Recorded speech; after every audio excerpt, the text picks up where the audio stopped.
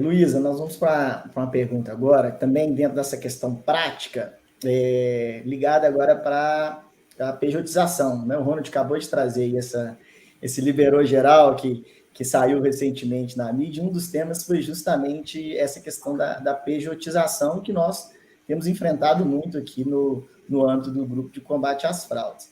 É muito comum, né, quando a gente fala em pejotização, a gente remeter já ao instituto de uma fraude, né? A gente sabe que a pejotização, de fato, como consta das decisões judiciais, pode uma prestação de serviço se dar de forma autônoma e essa pessoa optar por se constituir como pessoa jurídica. Isso não há ilegalidade nenhuma do ponto de vista normativo. O que o direito do trabalho visa combater, e a fiscalização visa combater, é aquele trabalhador que trabalha com pessoalidade, onerosidade, subordinação e não eventualidade, mas ao invés de ser pessoa física, ele se traveste de uma pessoa jurídica para tentar fraudar o reconhecimento do vínculo. Então, é essa relação que a auditoria fiscal busca combater nas ações fiscais. E a gente tem percebido muito, assim, na prática, que a pejotização do Instituto para o lado da fraude, né, quando ela vem como fraude ao direito trabalhista, ela tem ocorrido muito nos autos empregados, vamos assim chamar.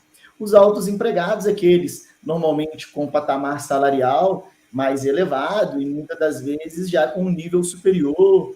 E isso tem sido utilizado em muitas decisões como se afastasse o fato do alto salário e o grau de instrução do trabalhador, como se afastasse ele da subordinação que nós encontramos muitas das vezes, né? E foi muito bom a decisão judicial recente que fala, opa, esse pejotizado, ele se for subordinado, ele vai ser empregado. Então, esse foi um ponto positivo das decisões judiciais recentes que nós tivemos, que vai contra nessa ideia de liberou geral. Mas o que eu queria fazer um paralelo aqui, e ouvir a tua opinião, é que esses trabalhadores, né, os autos empregados, eles estão amparados pela CLT em capítulos específicos, então esse com alta remuneração e nível superior, ele está amparado no artigo 444, né, veio com a reforma trabalhista, né, que a doutrina chama de hipersuficiente, eu particularmente não gosto desse nome, porque não retira a hipossuficiência do empregado, o seu valor remuneratório, o seu grau de instrução. Então, ele está lá protegido, ele tem um tratamento diferenciado pela CLT, que é poder negociar as cláusulas do 611-A, que, via de regra, só poderiam ser negociadas mediante acordo ou convenção coletiva. E para o hipersuficiente, ele, de forma individual, pode negociar aquelas cláusulas para o seu contrato de trabalho. Mas o próprio 611-B deixa claro que não é negociável o reconhecimento do vínculo empregatício. Então, ele não pode optar por não ter o seu vínculo empregatício reconhecido, porque é um pressuposto fático jurídico e é uma opção constitucional de que essa é a forma protegida desta relação, como está no artigo 7º da Constituição e artigo 2º e 3º da CLT, mas que a gente tende, né, a tratar isso como se estivesse dentro de uma autonomia da vontade.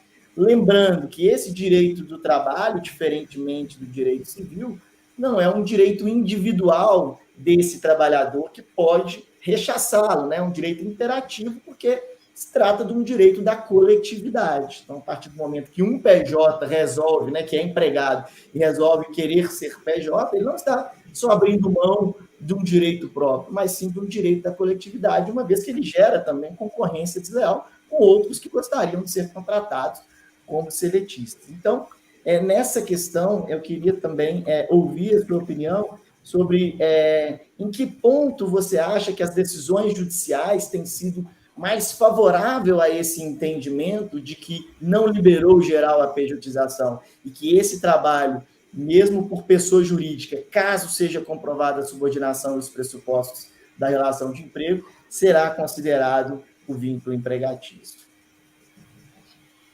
Tiago, esse discurso da liberdade do trabalhador, né, da autonomia do trabalhador, é muitas vezes utilizado numa abordagem que defende a redução de direitos, sob o argumento de que a proteção do trabalhador pelo direito do trabalho seria uma forma de paternalismo, né, que impediria o trabalhador no exercício da sua autonomia, de dispor dos direitos que ele considerasse desnecessários.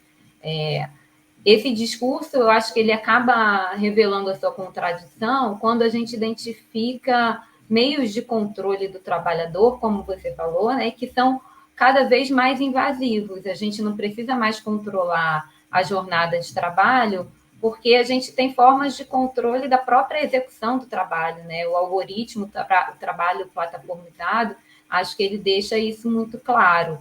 Apesar daqueles trabalhadores não terem um controle de horário, ele tem um nível de controle sobre a forma como ele executa a sua tarefa, né?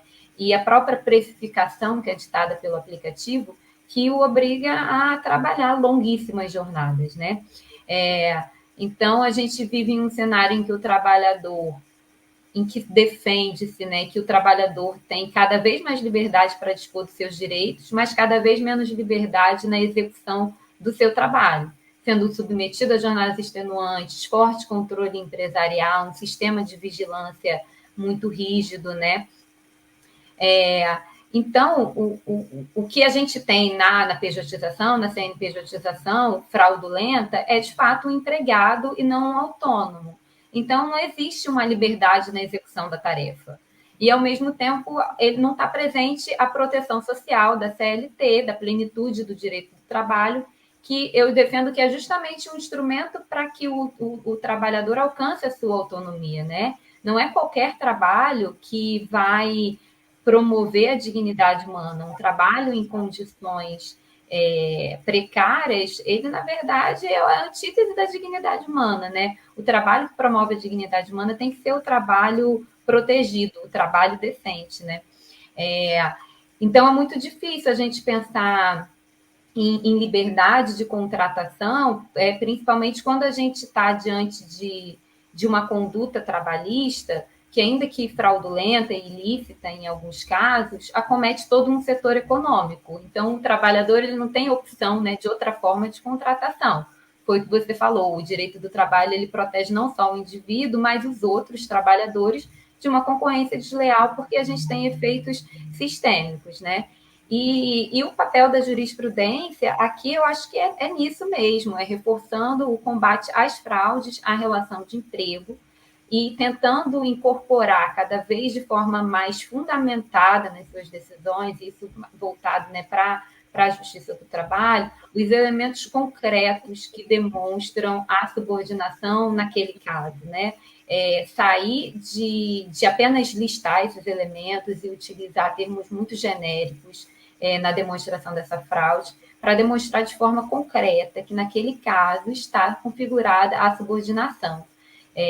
A gente tem, acho que a justiça do trabalho, a doutrina trabalhista, a gente está num momento de fundamentar cada vez mais as nossas posições, as nossas decisões, porque a gente está em um contexto mesmo de enfraquecimento, de muitas mudanças econômicas, muitas mudanças sociais, e está todo mundo tateando para ver como que a gente vai acomodar tudo isso nesse novo cenário, né? Um cenário de desemprego muito elevado, dessas novas formas de subordinação. Então, acho que a gente está com um ônus argumentativo muito grande na comprovação dessas fraudes da relação de emprego.